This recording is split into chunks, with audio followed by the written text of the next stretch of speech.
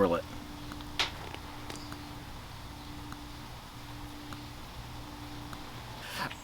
Alright. Hello everyone, and welcome back to Howling Hoosier Outdoors. Today we're going to be talking about the basic concepts of a flint and steel fire starting. So this was something that, you know, like the solar fire, I had a lot of problems with when I was getting started. When I was getting into survival, I kind of jumped straight into the ferrocerium rod, and from there I went, you know, all the different cool things that I could do with that.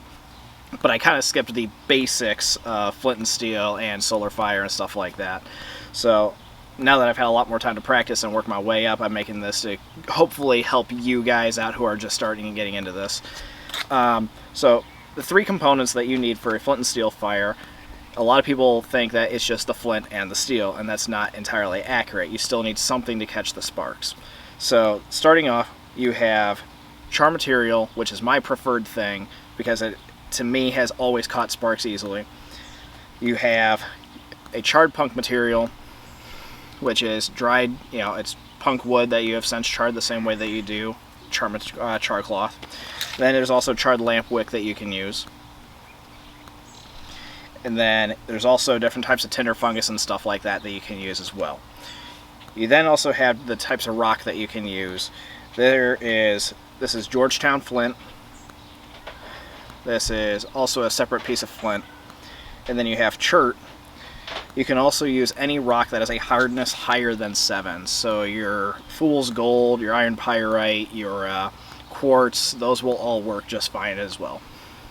And then moving on to the strikers, find one that fits you for all intents and purposes, because I've played with some that are just too tight on my knuckles. I've played with some that are way too loose and rounded, and it ends up slipping and you end up bashing your fingers on the rock you're trying to hit, and it's just an all-around unpleasant experience.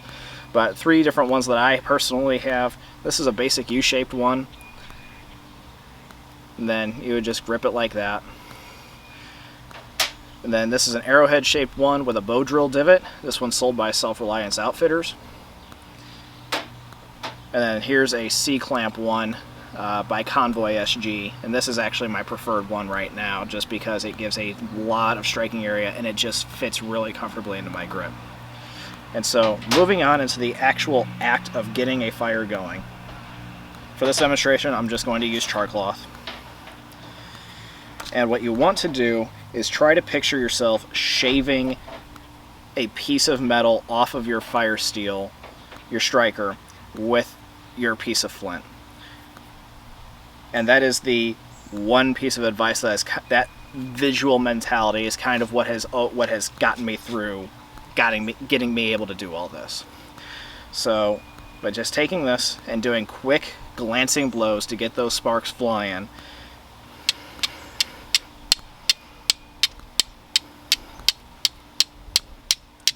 hope y'all can see that on the video. And then pay attention to where your sparks are flying. So you can see that these are going low. So I'm going to adjust it.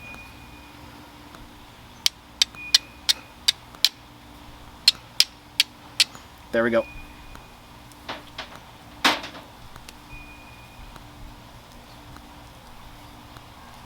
Don't know if y'all can see the glow, but you'll at least be able to see the bird's nest. So once you have your burnt char cloth, you're just going to throw it into your bird's nest.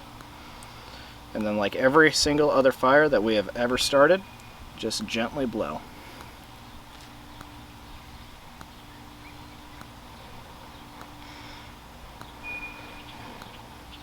And there we have it. Anyway, I hope you'll enjoy the video. I hope you found this informative. If you have any questions, comments, concerns, questionable life choices, or epiphanies, please feel free to leave them in the comments. Yes, I keep glancing down at the burning ball of fire at my feet, but it is what it is. Hope y'all enjoyed the video. Stay awesome, folks.